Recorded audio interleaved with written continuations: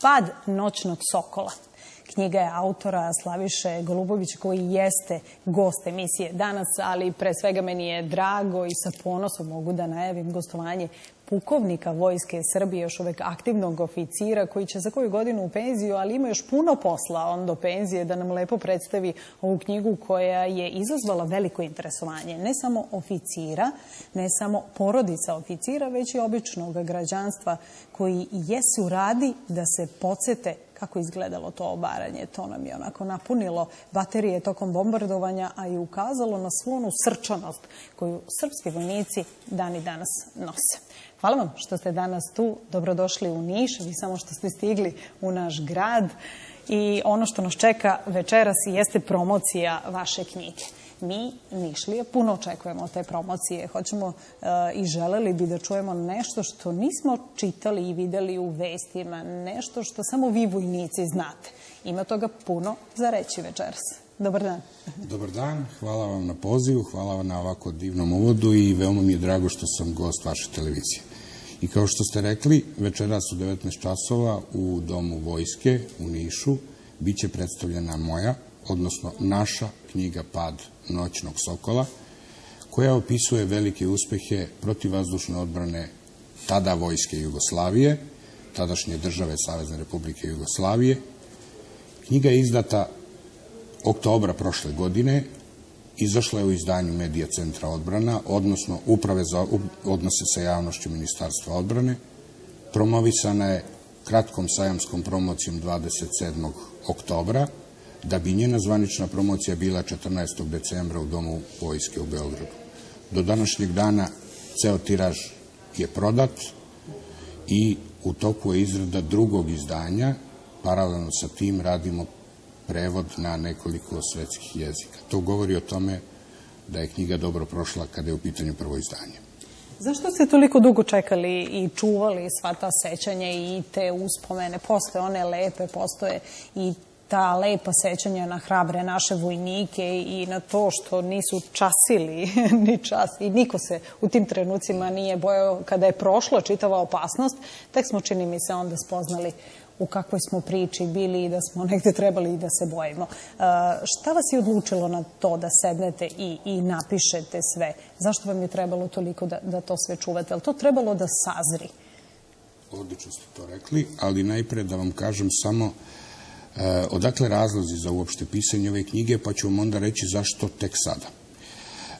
Te 1999. godine NATO je izvršio agresiju na jednu suverenu državu, Saveznu Republiku Jugoslaviju. 250. raketna brigada PVO u okviru svojih zadataka vršila je odbranu objekta Beograd od napada iz vazdušnog prostora. U 250. raketnoj brigadi PVO bilo je nekoliko raketnih diviziona, među tim divizionima je i moj treći raketni divizion koji je postigao ove uspehe. Da vas podsjetim, 27. marta 1999. godine u 20 sati i 42 minuta oborili smo američki taktički bombarder F-117A. 20. maja u noći u 2 sata i 10 minuta oborili smo američki lovačko-bombarderski avion F-16CG. 20. maja pogodili smo u vazduhu izuzetno veliki vazduhoplov. Danas ne možemo sa sigurnošću reći o kom se vazduhoplovu radi, ali sa veoma velikom verovatnoćom tvrdimo da je oboren američki strateški bombarder. Svih ovih godina mnogo se pisalo i pričalo o tome. Nažalost, nije se pisalo onako kako se to zaista desilo, nego je bilo nekakvih pokušaja favorizovanja pojedinaca u tome. Ja sam učesnik svih tih događaja, odnosno pripadnik trećeg raketnog diviziona i prosto ponekad nisam mogao da verujem da li sam ja zaista u tome učestvovao, ja i moje kolege, ako su neki tekstovi u novinama potpuno bili intonirani drugačije. To je bio jedan od razloga zašto sam ja odlučio da zajedno sa svojim ratnim drugovima napišem ovu knjigu i da u police vojne istorije Srbije ostavimo događaj baš onako kako se on desio. Jer znate, to je izuzetno veliki istorijski događaj i jedan veliki profesionalni vojnički uspeh i bilo bi šteta da on ne ostane u istoriji zapisan onako kako se zaista desio. I ja sam to sa ovom knjigom uradio. A šta kažu kolege? Jer kažu, ja, hvala Bogu, eto, istine, konačno je neko napisao baš onako kako je bilo. Kako oni reaguju? Imate podršku, to sam Ako vam ja to govorim kao autor, možda će izgledati subjektivno. Ali u kontaktu sam sa izuzetno velikim brojem kolega iz 250. brigade. Naravno, svi pitaju zašto to nisam uradio ranije i konačno, vaše pitanje je logično, ali neke stvari su morali sazreti prosto i nisu mogle biti napisane tada. Ja kao autor knjige, s obzirom na metodologiju koju sam iskoristio prilikom njene izrade, sada kad je knjiga gotova, sebi kažem da sam to uradio možda pre 10 godina, ne bi bila primijenjena ova metodologija, bila bi šteta zaista. A čitaoci knjige koju je budu pročitali, shvatit će da je napravljena na veoma neobičan način. Sadržana je otkazivanje živih učesnika tih događaja, svih učesnika koji su učestvovali u baranju sva 3 ova aviona koja sam ja malo pre napomenuo. Dakle, mi više nemamo dilemu da li je to tako, da li je novinski tekst tačan, da li je televizijska emisija tačna, u smislu da li je novinarska interpretacija u potpunosti bila verna priči sagovornika sa kojim je taj novinar razgovarao. Ovde govore živi učesnici, članovi borbene posluge, skoro svi pripadnici raketnog diviziona koji su učestvovali te 99. godine.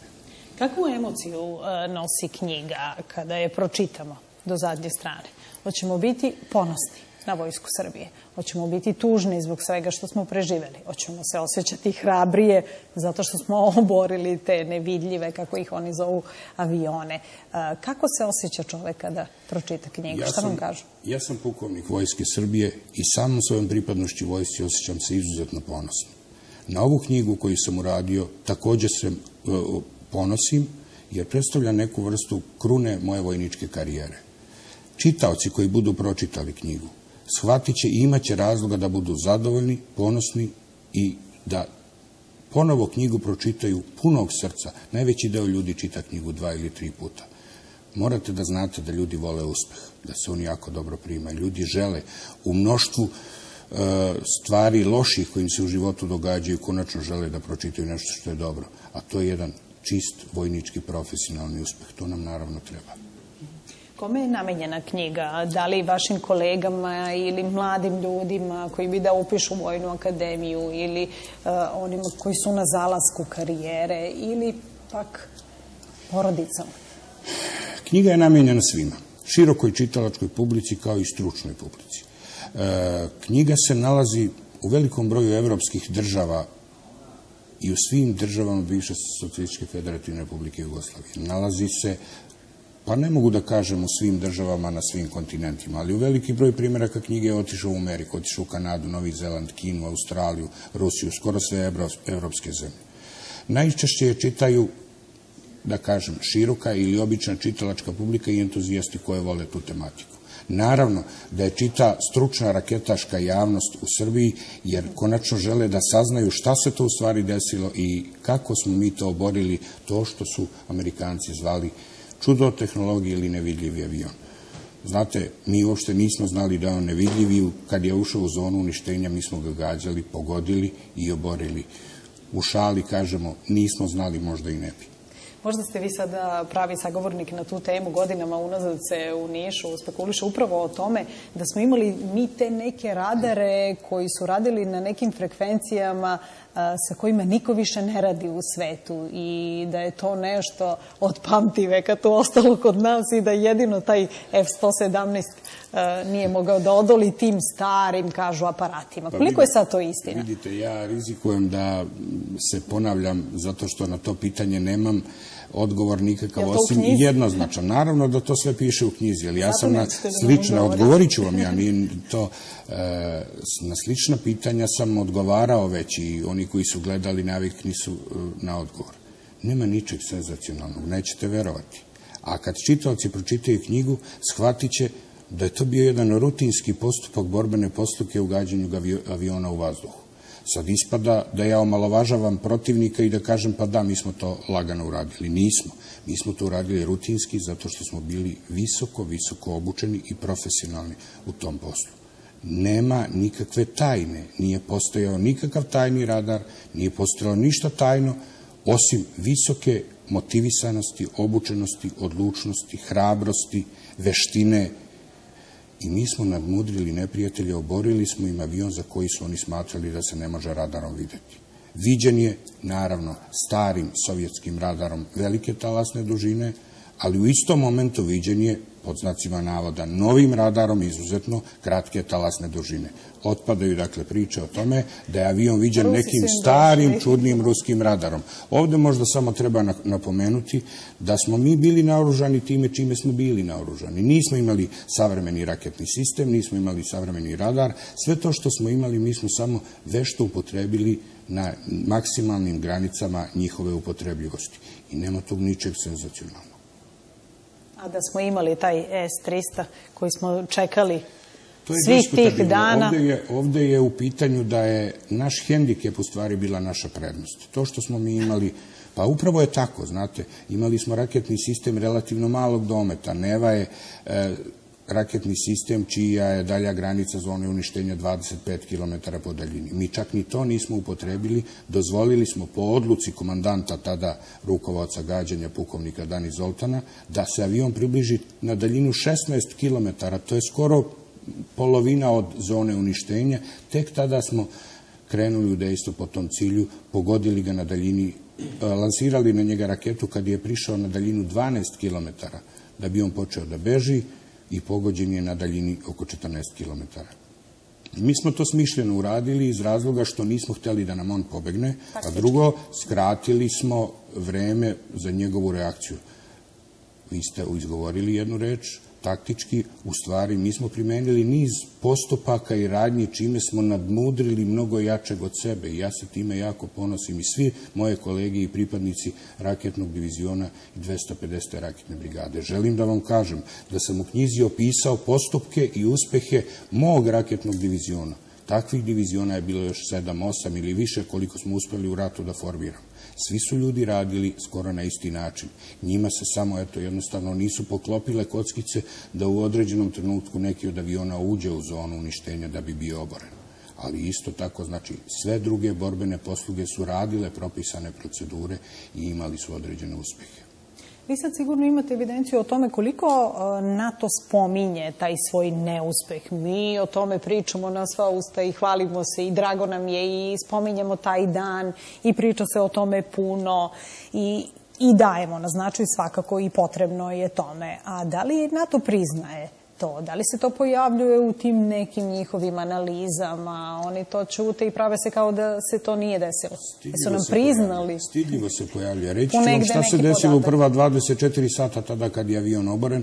Oni su tvrdili da je on pao tehničkom greškom, da je pao iz za sada neutvrđenih razloga, da je pogođen avionskim topom na visini od 8000 metara.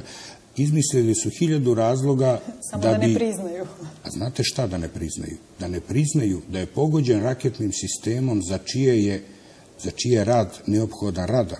Jer radar je taj koji otkriva, a oni su rekli da je avion nevidljiv za radare. I onda se nađemo mi koji taj nevidljivi avion... Ma oni nisu postavili pitanje kako smo ga oborili, nego kako smo ga videli. Jer ako ga vidimo, mi ćemo ga svakako oboriti. Avion je, ja to kažem, jedna skalamerija koja je vrlo čudnog izgleda i koja je jako spora, troma, veoma loših manevarskih mogućnosti. Taj avion je lako oboriti, da se razumemo, ali morate ga videti. Pa mi smo ga videli. Oni su mislili da nećemo, ali mi smo to radili. Izvinite, videli smo. Pa izvinili smo se nekoliko puta. Izvinili smo se. Hoću da vas pitam za kraj ovog našeg razgovora, kako porodica preživljava vaš vojnički život? Znamo da vi vojnici često se selite, nekada je to bilo iz republike u republiku, glava mi u torbi bila 99. godine i posle tog uspeha i niza uspeha, to nije samo ratno stanje, tu su tereni, tu su supruge koje sa decom budu danima same se organizuju za život. Kako sad na kraju tog radnog veka gledate za sobom? Da li bi ponovo upisali Vojnu akademiju? Da li bi ponovo bili u toj jedinici koju ovako rado spominjete i lepo se sećate? Kako vam se sad to čini? Postavili ste mnogo pitanja i pokušat ću da makar ne zaboravim da odgovorim na najveći deo. Raketne jedinice PVO su izuzetno specifične. One i u miru izvršavaju borbene zadatke u borbenom dežurstvu koje traje po 7 dana. Dakle, i pre rata 99. nama ne treba ratno stanje da bi mi bili u stanju pripravnosti. Naravno, ne sve raketne jedinice, nego selektivno i ciklično se menjaju, ali to znači da u vreme kad sam zaista radio punom parom u raketnim jedinicama, da sam 7 dana obavezno bio odsutan od kuće. Ja, moje kolegi i tako sve jedinice oko Beograda, oko Skoplja, oko Niša, oko drugih gradova, i to je izuzetan veliki napor. Porodice jako trpe, supruge najčešće same uzgajaju i vaspitavaju decu. Zamislite u situacijama kriza i u ratnom stanju da se to sve drastično povećava. Veliki deo nas ostavi sve te porodice kući, supruge ostanu same, 1 ili 2 dece, dok smo mi obavezni kao vojnici da učestvujemo u ratu ili uopšte u borbenom dežurstvu. Na pitanje da li bih opet, ako vam kažem da bih opet, možda to liči kao floskula, ali sigurno već ja imam, pred zalaskom sam svoje profesionalne vojničke karijere, nadam se da ću za nekoliko godina otići u penziju, ali znam taj posao da radim. Ja i moje kolege znamo taj posao dobro da radimo, u slučaju da sutra ili preko sutra već zatreba, mi bi taj posao nastavili. Da li bi, u slučaju ako bi se rodili ponovo pa odabrali ovo, verovatno bi, a možda još nešto pored toga. Da li to znači kada odete u penziju za koju godinu da će tada biti više vremena za pisanje? Da li o tome razmišljate ili... Pa pazite, ja sam autor ove knjige koja je nastala iz želje da se ovaj događaj za koji ja znam tačno kako se desio, opiše na pravi način. Sebe ne nazivam piscem, već samo autorom. Radim trenutno na 2. izdanju, radim na prevodu ovoga. Verovatno će biti nekih stručnih radova na temu. Nisam siguran da će biti novih knjiga, jer ja želim da govorim samo onome o čemu najbolje znam. A to je upravo ovo? To je ovo što sam već rekao do sada. Iskoristio bi priliku da pozovem vaše gledaoce da večeras dođu u Dom vojske, vidjet će jednu sjajnu predstavu. Zašto kažem predstavu? Ovo neće biti klasična promocija ili predstavljanje knjige, vidjet će jedan deo članova borbene posluge koja je oborila taj čuveni avion. Ljudi će odgovoriti na sva njihova moguća i nemoguća pitanja. Ja ću im prezentovati elektronsku knjigu u elektronskom izdanju sa mnoštvom ratnih fotografija, sa mnoštvom živih video snimaka koje smo mi napravili tokom rata i sa jednom video animacijom koja pokazuje tačno kako je avion prošao kroz našu zonu, kako je raketa poletela, kako je došla susreta, čuće govor pilota nakon iskakanja iz aviona i vidjet će mnogo toga zanimljivog. Nemaju nikakvu obavezu čitaoci, vaši gledaoci, osim da dođu i da uživaju neki sat i po vremena koliko ćemo o tome razgovarati.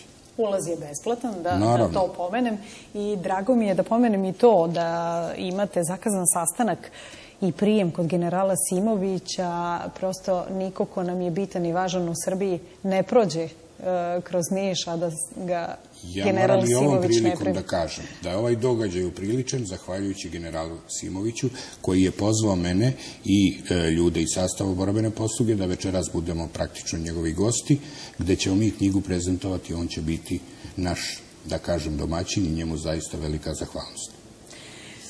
Hvala vam što ste bili gosti televizije Zona Plus i emisije Danas.